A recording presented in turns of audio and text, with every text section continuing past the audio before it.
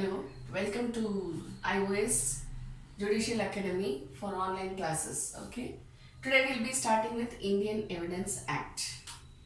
The Indian Evidence Act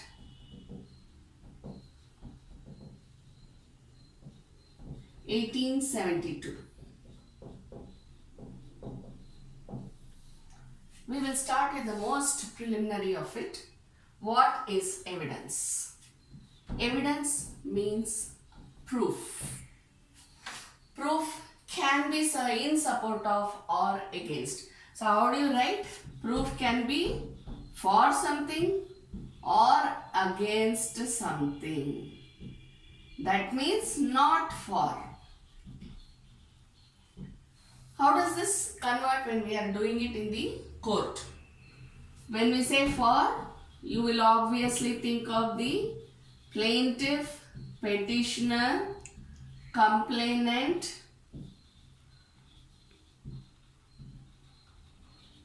whatever may be the title, right? Appellant, reversioner, anyone, the one who files a reverse petition. So anyone will be the for, the one who is providing the for proof. Against proof, defendant, respondent, opposite party. When it comes to consumer cases, it's known as opposite party.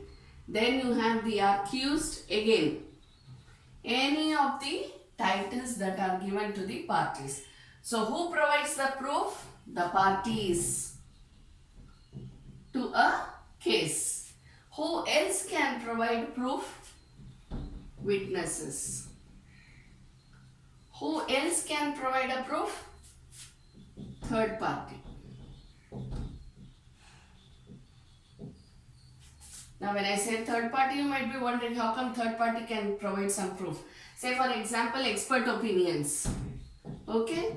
Experts are third parties. They are not involved in the case at all. But their opinion is taken into consideration. Therefore, it is known as third party evidence. Understand? So this is the basic about evidence. Now we'll go on to the definitions. What I will be teaching you here is not exactly the definitions as given in the Indian Evidence Act, because that will now serve no purpose. So we will just be analyzing whatever are the few definitions that we need to. Okay? Say for example, I'll just look at the textbook and I'll tell you court. Then you have the fact. When there is a definition of fact, what is a fact? Fact is something that has happened. Am I right? See, when we file a case, we say facts of the case are. When we are giving evidence, when we are arguing, we say that the facts of the case. Right? So what are facts? Facts is something which has happened. That is known as facts. Then we go on to the next one, relevant.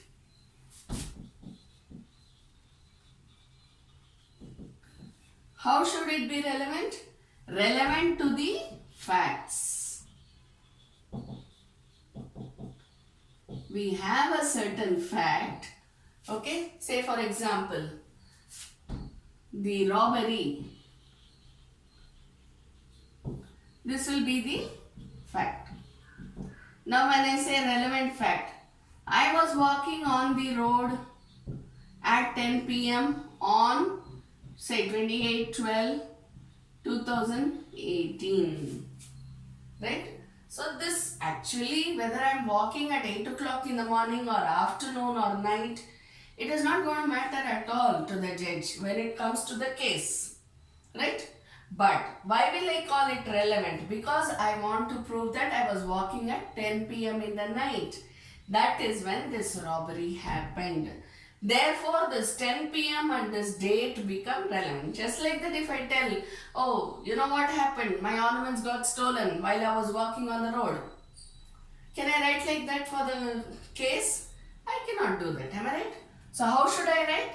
When I was walking on the road on 28/12/2018 at 10 p.m. in the night, I was alone, I was with a group of friends, I was with my family.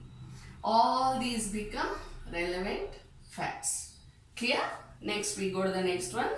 Facts in issue.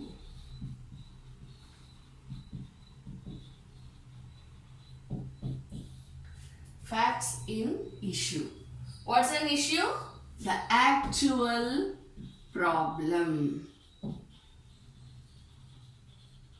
The actual issue, the actual problem, the actual facts. You can take it into any word. See, when we say facts, it's very common term, right? So we call it as whatever is an issue means the actual problem or the actual issue. You can write anything like this. Okay, so when we say facts in issue, which are the main facts? For what? Which need solution. See, we'll take the same example. Facts, main facts which need solution. Same example we'll take up. Okay, what I have told, relevant facts is 10 p.m. 28/12/2018. Whether I was walking alone, whether with a group of friends, I just told you now. Okay, now what is the main facts in issue? When I am talking about facts in issue, will the judge bother about, as a main fact I am saying, will the judge bother about whether it is 10 p.m. or 12 p.m. or whatever it is? No. Is he going to see whether I came on 30th December or 31st December? No. What will he look at? He or she, whoever it is. What will the judge look at? The robbery.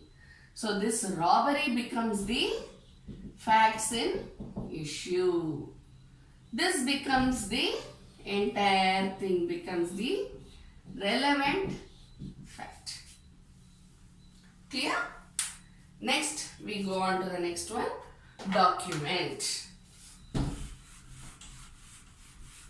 The next definition is that of a document. What is a document? It's very easy. As soon as we say document, the thing that comes to our mind is paper, right? So any paper that serves as a proof is a document. Paper. So when you say paper, what is there? It is written, right?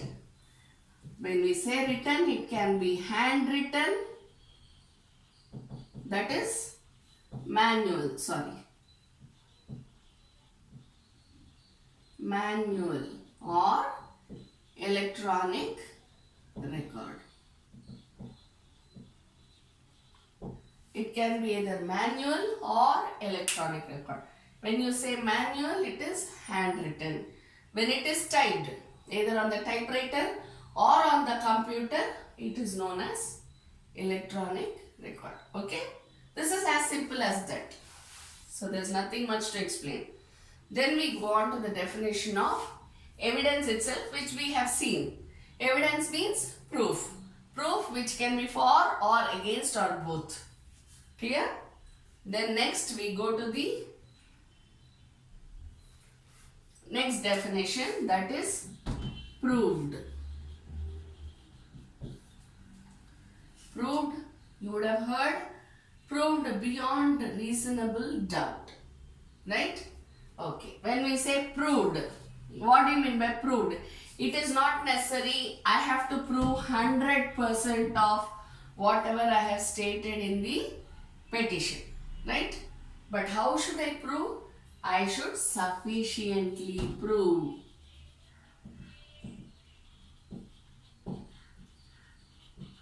And how can the judge determine whether it is sufficient or not? That's a tough task. So how will he prove, the judge know whether it is sufficiently proved or not? When it is said that it has been proved beyond reasonable doubt.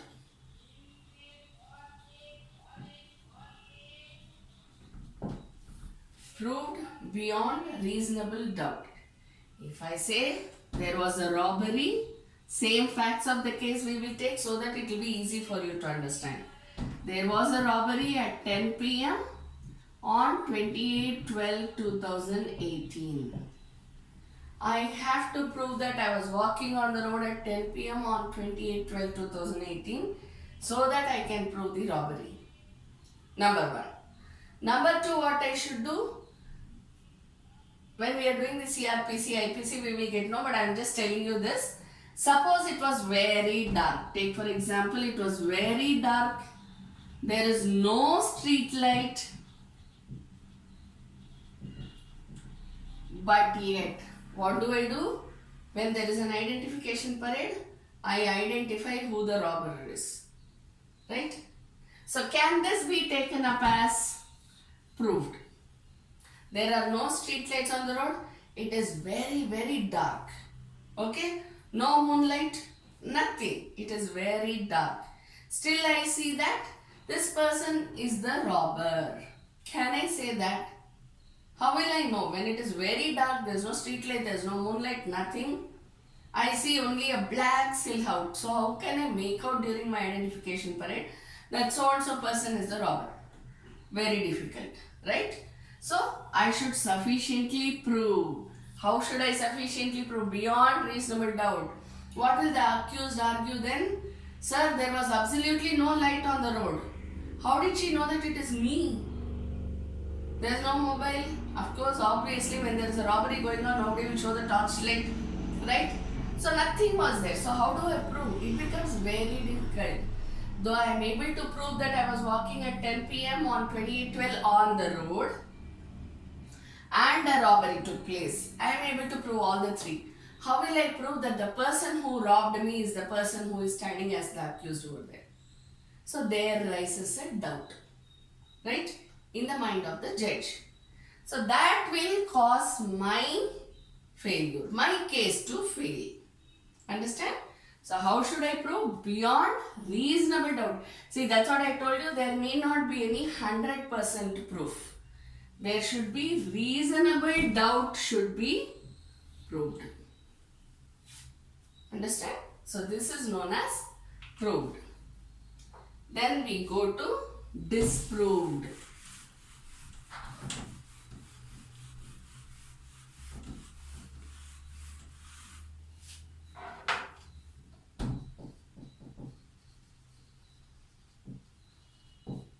What is disproved? Again,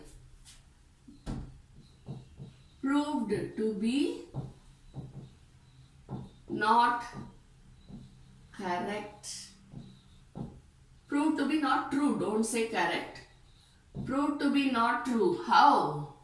Sufficiently. See this word sufficiently?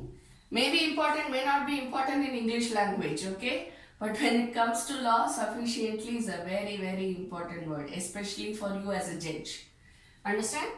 Proved to be not true, sufficiently. Again, how should it be? Proved to be not true, beyond reasonable doubt.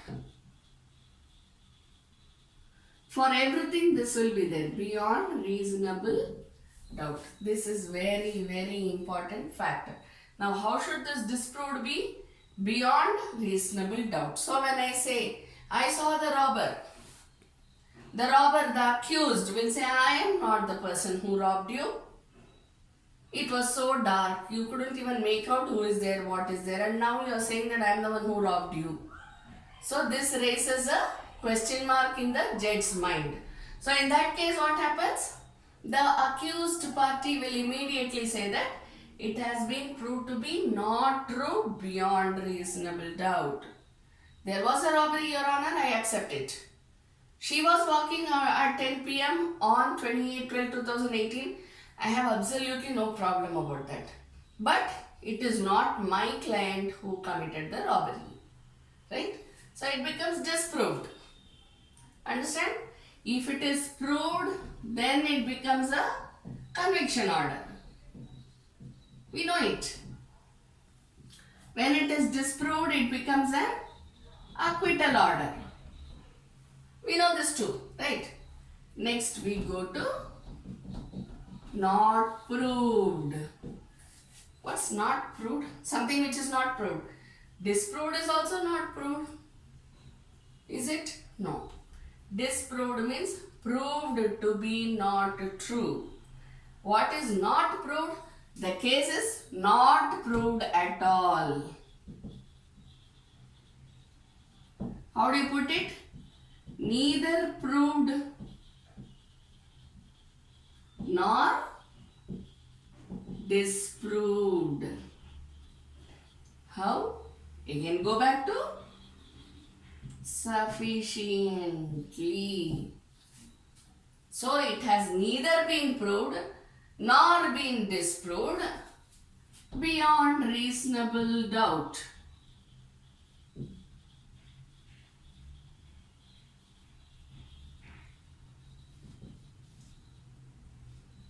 See, when you are writing your mains, these are all the things which will help you to make a small point into a big point.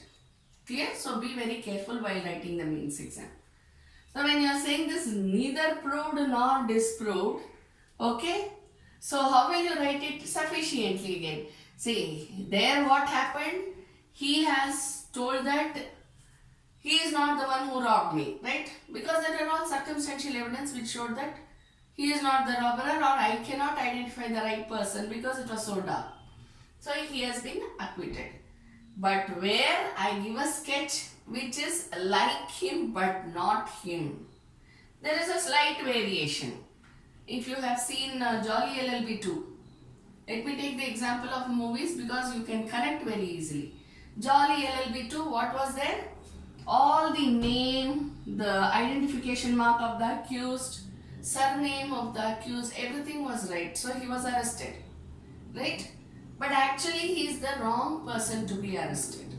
There was another person with the same name, same identification, but he was in a different place. The residence was different. Something like that it comes, okay? So here it is neither proved nor disproved, means take for example this. It is neither proved that he is the one, okay?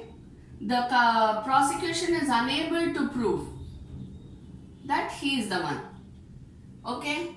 Or the prosecution is unable to disprove the same thing. I am the prosecution, I say that the accused is so and so, but I am unable to prove that the person standing right in front of me is the person, right? So what happens? I am neither able to prove nor disprove. If I disprove, then what will happen to my case? Prosecution will fail. So I am not ready to disprove, okay? But nor am I able to prove that the person standing in front of me is the accused. So when it comes to that, what happens? On benefit of doubt, the court grants benefit of doubt to the accused, and then there is a discharge. There is no conviction, there is no acquittal, there is only discharge. What happens? Discharge is an in-between situation, am I right? Discharge is a situation where the person is let off for the time being till further evidence is garnered against him, right? Okay, now I have given you the example of criminal cases only, but that doesn't mean that Evidence Act deals only with criminal cases, right? Evidence Act is used for civil cases as well. So when you are saying proved, not proved and disproved and all these things, you can even take up civil cases and then work out the solution. Clear? Then we go on to the next one which needs explanation.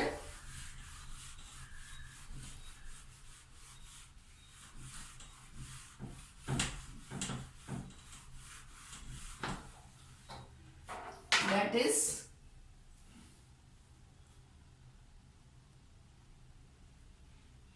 may presume.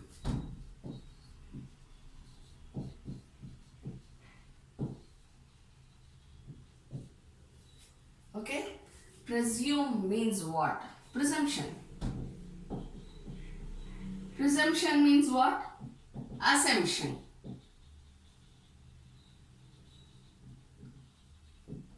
There is a very thin line between the words assumption and presumption. Assumption is just anything that we assume. Presumption more often than not deals with technical issues. So we don't say may assume, shall assume. No, may presume, shall presume. Okay. So when we say may presume, please be careful, because the may presume is regarding the discretionary power of the court. You, when you are sitting as a judge, should use your discriminatory power, common sense, logic, knowledge of law, everything you should use in order to may presume. What can be under the category of may presume? Evidence Act gives you a big list. Not a big list, quite a big list. Okay? Now, which we shall be reading at a later stage. May presume. When we say may presume, this shows the discretionary power of the court. How will the court... See, even if I am using my discretionary power, I should have something in my brains to use the discretionary power. So what should I think about first? I should think about the facts. I should think about the evidence on hand. Right? I should have common sense. Then comes logic. I am not writing in a very strict order, okay? Just like that I am naming it. Knowledge of law.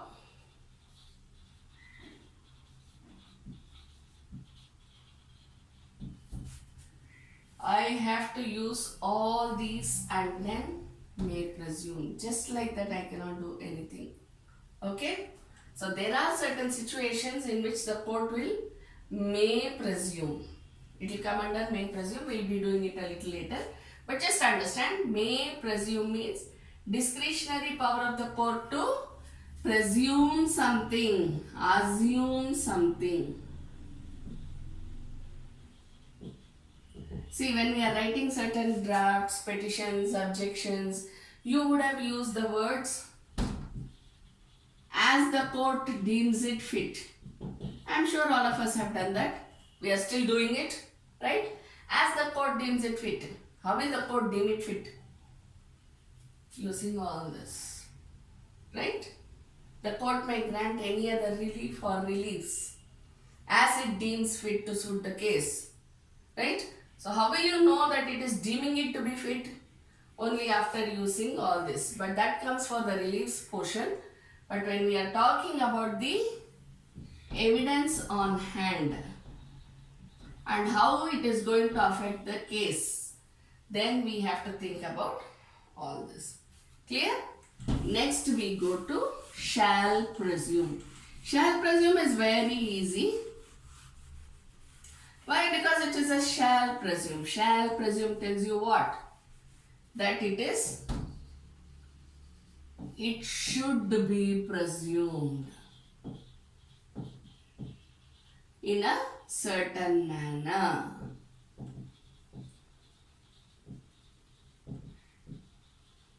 How should that certain manner be?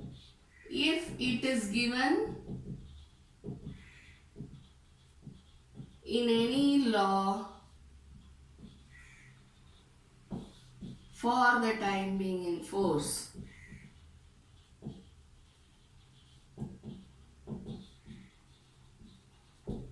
See, when you are writing your mains exam, that is the essay type exam, am I right? So when you are writing it in the mains exam, please be very careful and conscious enough to write this. When you are writing any law, for the time being in force should be written there. Why? Because there may be amendments, right? So when it is not necessary, the invigilators will know. I am not saying that the examiners don't know what is happening. Not that way, but they will also be happy to know that you know it. Okay? So you should say for the time being in force whenever you are writing. When it comes to Viva classes, when it comes to Viva, even then when you are being asked a question, use this there so that they'll be very happy. They may not show it out, but that doesn't concern you in any manner. At least they will know that you know it. That's it. Okay? So this is should be presumed. The court has no other go. Court has no other go but to presume. See, for example, when we are quoting some certain case law, we give citations, am I right? When we are doing the preliminary argument or whether it is final argument, whatever is the stage, we give citations of other courts. So then the court cannot question, is this true? No. Why? Because it comes under shall presume. When we give citations, that is the case laws before the court. When we cite the case laws before the court, they are known as citations. Am I right? Citations, law books, barracks, right? There are so many things. Map of India. Again, you have a list of all that over here, which we'll be doing it a little later. Everything comes under shall presume. Now we go to the next definition. Conclusive proof.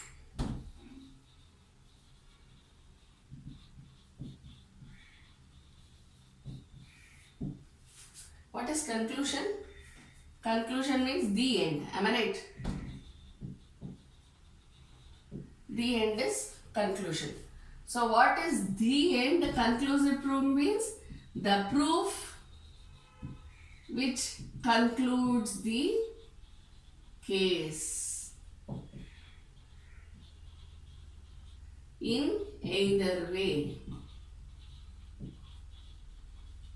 It can be for the plaintiff, for the prosecution, or against the accused, for the accused or for the respondent or defendant. You understand? The case can go either way. But the proof which has been produced, the proof which wins. If you want to remember better, you can say the proof which wins. It concludes the case. Which wins. Conclusive proof. So when you say conclusive proof, what do you say? Beyond reasonable doubt should always be there in your mind.